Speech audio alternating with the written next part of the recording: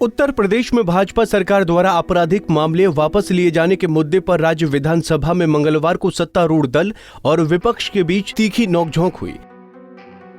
विधानसभा में हुए हंगामे के दौरान समाजवादी पार्टी के सदस्यों ने अध्यक्ष के आसन के समीप आकर नारेबाजी की। आपराधिक मामले वापस लिए जाने के मुद्दे पर सदन में सत्ता पक्ष और विपक्ष के बीच आरोप प्रत्यारोप देखने को मिला।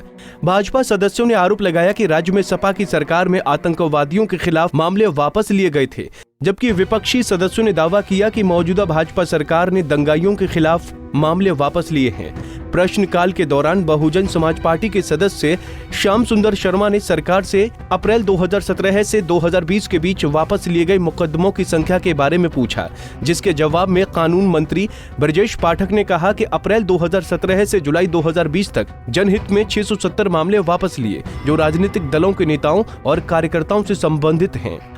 नेता विरोधी दल सदन को गुमराह करना चाह रहे थे। वो 2017 से और अभी तक के मुकदमों की संख्या मांग रहे थे, वो हमने उनको बताई और हम एक व्यक्ति जिसके मुकदमे अब उसकी सूची को भी पढ़ना चाह रहा था। 670 व्यक्तियों की सूची थी, इसलिए हमने अलग अलग तो नहीं पढ़ा, कुछ सूची पढ़ा। बाद में सदन में प्रावधान हुआ, पूरी सूची मैं नहीं पढ़ पाया, लेकिन उनको जानकारी है। वो केवल दलगत आधार पर चाह रहे थे। हमने उनको जवाब दिया कि दलगत आधार पर कानून की किताब में कोई भी ऐसी व्याख्या नहीं है कि किस दल के कौन लोग हैं।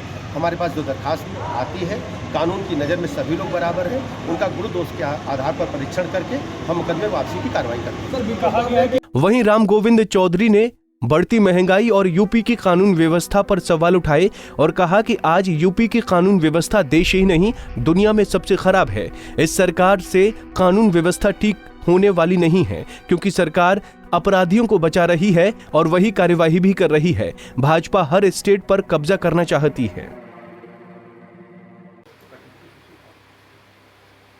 उत्तर प्रदेश की कानून व्यवस्था देश में नहीं दुनिया में सबसे खराब है। आई सरकार से कानून व्यवस्था दुरुस्त होने वाली नहीं, क्योंकि दो तरह के काम, एक तो अपराधियों को बचा रही है, एक दूसरी तरफ अपराधियों पर कार्रवाई भी दिखा रही है। तो जब आप अपराधी को बचाएंगे, दूसरे अपराधी पर कार्रवाई करेंगे, तो अपराध रुकेगा नहीं। अभी लड़की का बाप हाथरस गया थाने में कहने, उसकी रिपोर्ट नहीं लिखी गई, आया तो उसको गोली मार दी गई। इसी तरह से जौनपुर में एक या दो लड़के को, जिस पर कोई जौनपुर में कोई एक भी मुकदमा तक नहीं, उसको पुलिस ने ले जाकर डकैती के केस में और थाने में मार के उसको मौत के घाट उतार दिया। दूसरे दिन एक और मर्डर हो गया प्रधान का वहाँ। तो रोज हत्याएं हो रही हैं देश में। उत्तर प्रदेश हत्याओं में एक है, बलात्कार में, छेड़खानी में, अब बलात्कार करके लड़की बेटी बहनों को जला के मार दी घटनाओं में दुनिया में एक नंबर उत्तर प्रदेश, हत्या में एक नंबर।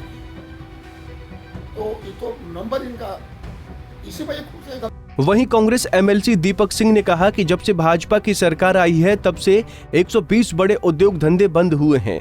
एमएसएमई के सेक्टर के 2000 धंधे बंद हुए हैं। ऐसी सरकार को अपनी विफलता के आधार पर इस्तीफा दे देना चाहिए। मंचों पर, कार्यक्रमों में उद्योग धंधों को स्थापित करने की बात करती है कांग्रेस पार्टी। का सवाल था कि केवल कानपुर में कितने उद्योग धंधे स्थापित है, कितने बंद हुए हैं, जिसमें स्पष्ट तौर पर जवाब आया है बड़े उद्योग धंधों में भारतीय जनता पार्टी की सरकार आने के बाद 120 बड़े उद्योग धंधे बंद हुए हैं।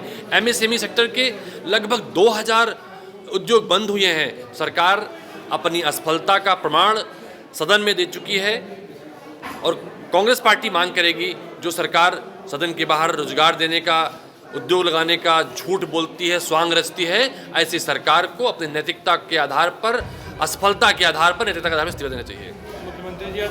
वहीं बसपा के विधायक दल के नेता लालजी वर्मा ने मंत्री के जवाब पर असंतोष प्रकट करते हुए कहा कि उन्हें सवाल का उपयुक्त जवाब देना चाहिए। हालांकि पाठक ने जोर देकर कहा कि उनकी सरकार भविष्य में भी राजनीतिक मामलों को वापस लेना जारी रखेगी।